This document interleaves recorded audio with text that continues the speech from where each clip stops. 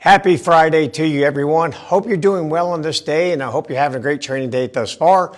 Today, we're going to talk about either compression capes or Thundershirts, as they're more commonly known. They're supposed to be an anti-anxiety garment. Now, whether that actually works or not, we'll talk about that in a second. But theoretically, how are they supposed to work, these garments that your dog wears to lower its anxiety? Well, think of it like this. That's what a hug does. In other words, anytime you press on the thoracic cavity, whether it be a human or a dog, and you put pressure on the heart, you are physically forcing the heart to slow down. And when it slows down, everything else goes with it, whether you like it or not. It's all going with it. Blood pressure comes down, your stress response lowers, which then means theoretically that your anxiety should quell as well. It should go down. That's the whole theory behind it, kind of like a hug. You give someone a hug and you're pressing on that thoracic cavity, and I bet there's quite a few of us that could use a hug right now from someone. Yes, you're pushing on that heart. Same thing when babies are born. We swallow them in clothes and we make them really tight. And by pressing on the baby, not only does it replicate the condition of being in the womb, but it also helps to calm the baby. Because coming out into the world can be a really scary thing and really increase the anxiety of an infant. Unless you're like me.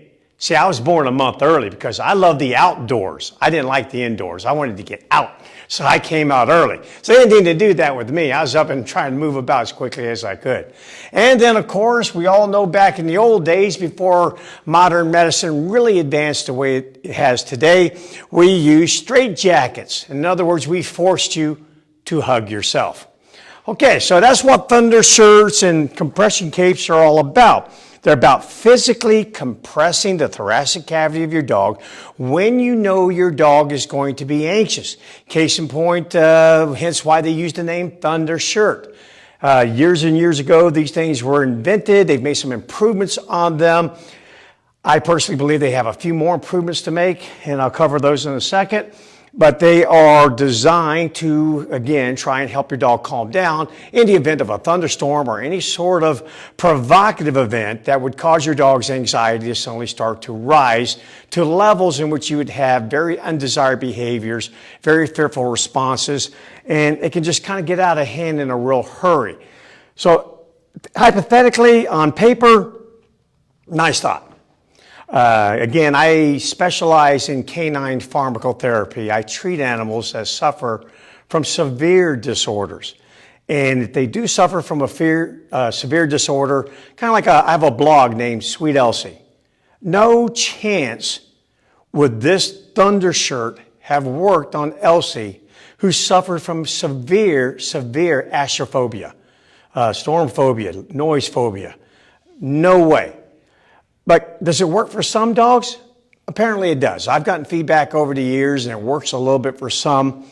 But again, if the condition is even moderate to severe, I've not gotten very much feedback that would lend me to believe that these things have a purpose for dogs that have moderate to high levels of anxiety, whether they're separated from you, whether there's a thunderstorm, whether there's loud noises like construction going on, remodeling around the home, even guests coming over where the dog is fearful of unfamiliar people or unfamiliar dogs. Those type of dogs typically can benefit from something a lot stronger than a Thundershirt or compression cape, with medications like antidepressants, trazodone, clonidine, panalytic benzodiazepine, gabapentin, and the list goes on and on. So consult your veterinarian regarding that. If you tried a Thundershirt and it didn't work, you may need to go to something a little bit stronger to help your dog get through those very provocative events or to deal with the provocative stimulus. Okay, so here's a couple faults that I have, I'm just going to nitpick it here just a little bit. Number one issue I have is that this thing right here, initially, when you first put it on your dog, you're going to need to put it on your dog for at least 2 or 3 times before you can give it a thumbs up or a thumbs down. You really are. And here's the reason why. Because when you first put it on your dog, you can actually increase your dog's anxiety. Yeah, believe it or not, increase it. This is something new. You go putting on some sort of garment on your dog, if your dog's not used to wearing any sort of garment, whether it's a sweater or not, and by nature, these things have to be really tight.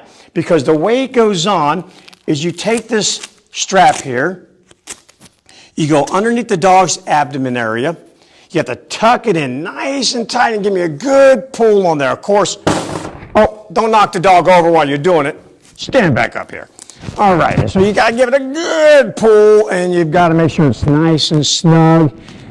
All right, now this garment was made for your reasonable and prudent dog owner. Reasonable and prudent. When I say reasonable and prudent, then you kind of just know if it's on a little bit too tight.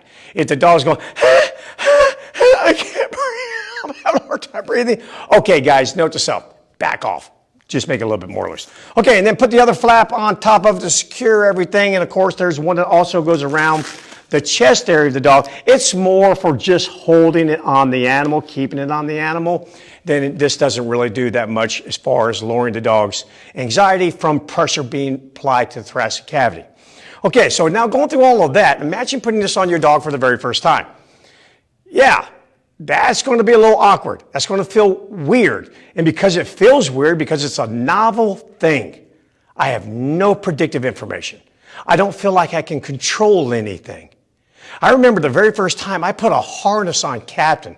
I wanted to attach him to the side of my bicycle. So in those days, I just didn't have that time for that 3 to 5 mile super fast walk with him. I could just hop on my mountain bike, strap Captain to the side, take off, and next thing you know, about 10 minutes later, I've got a tired cattle dog. And that's a really good thing to own, a tired cattle dog. Well, let me tell you something. When I put that harness on him, it was, ooh, that's it. The same Captain you've seen in all the videos. He froze, ears back, tail tucked, wide-eyed, you name it. He was like, what is that? I don't want that on me. Please get that off of me right this very second. Yeah, it took a solid week just to get him over the harness. I'm not even going to mention what it took to get him over being hooked up to a bicycle and then running next to it. It does have a happy ending, but we'll talk about that on another day. Another thing, just think about it with us. See these things? Yeah. Did your anxiety go up when you first had to put one of these on? All day? Yeah. I know mine does. I can't stand having that darn thing on. I do it because it's being responsible, but nevertheless, it makes me more anxious when I wear it. Not to mention, it heats me up. How many of you people, when you wear a mask, you feel like your whole face is just starting to melt? You put on sunglasses, or even if you put on your reading glasses, they all fog up. Yeah, it's causing a lot of anxiety out there. Same thing happens with these things. You put them on, if the dog's not just anxious because it's something new, but it heats them up. Yeah, they made a thin material, and they talk about how breathable it is. But again, imagine if you're running a temperature of 101.5 to 103. There's nothing that you could put on that's going to cool you down that's breathable like this, and that's actually going to work. And then also Evan, who's actually doing the filming right now during this video, they had a Jack Russell, and this is a really good point, that this became, because it was only put on the dog right before thunderstorms, the garment itself became the predictor of the impending thunderstorms. Yeah. And he found that out by putting it on the dog when there was no thunderstorms going to happen. And the dog became very, very anxious. Yeah, that's some common feedback that we get as well. So that's that. Then I would highly recommend that the first time you put this on your dog, at least for probably the first couple times, make sure you supervise your dog. Why? Because if they don't want it on, what do you think they're going to try and do? Scratch, scratch, scratch, turn, grab, scratch, grab, flip over, go over to about 40, 50 back flips. They want the darn thing off. And if they can get a hold of this flap here, any part of it, pull this flap, it's coming off. They'll get it off. And if they don't get it off, they can shred a piece of it and then ingest it. And then you can have a whole lot more problems, and certainly your dog can, than anxiety at that moment. Should ingest a good portion of this material. Another issue I have, they're difficult to put on. I'm just telling you right now, they're difficult to put on, especially for the first couple of times. You have to strap here across the chest. You have to bring this thing around like I did a while ago. Pull it up nice and snug. Then you have to pull this over the top. And I'm here to tell you, try doing that with a dog who's totally kicked back, laid back like Captain is now. Now I could put this on Captain, wouldn't be a problem at all. But I'm telling you, in the very beginning, that would have resembled something out of WWE SmackDown, I guarantee it. It would have been very difficult to try and get this on Captain. His anxiety would have gone through the roof just trying to put it on him. So practice, do all that you can. Try and desensitize your dog to this. Give a treat, do one strap. Do another strap, give another treat.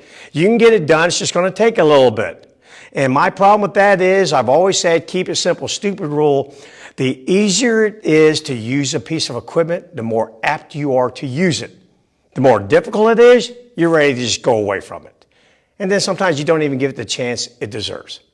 And then lastly, I've learned a long time ago, hair plus Velcro equals bad. It just does.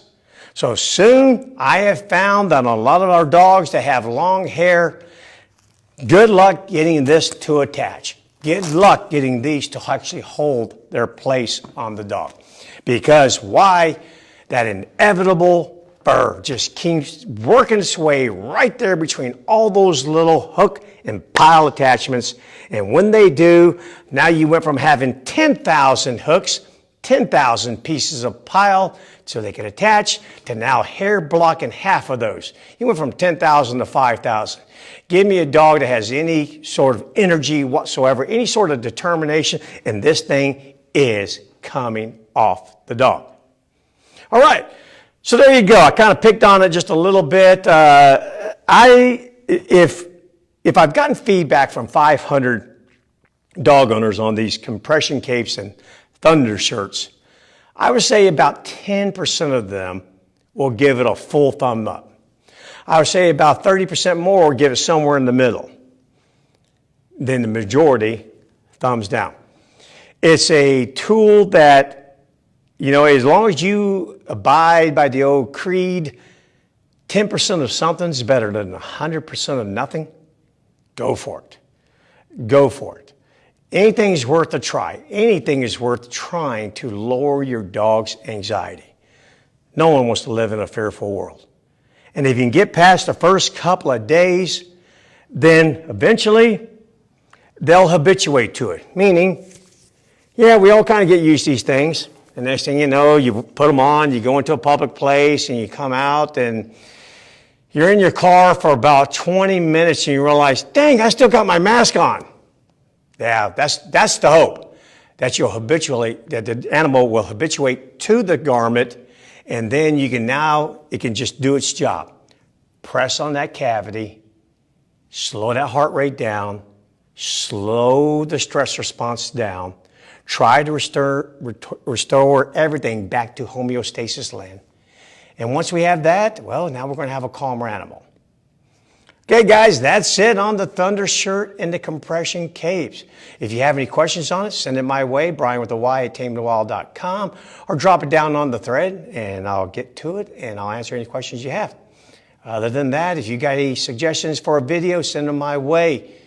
Till tomorrow, hey, if you got a thunderstorm heading your way and you've got one of these, give it a shot. See what you get. But remember, supervise it for the first couple of days. I don't need an animal chewing this thing up. All right, guys, catch you tomorrow.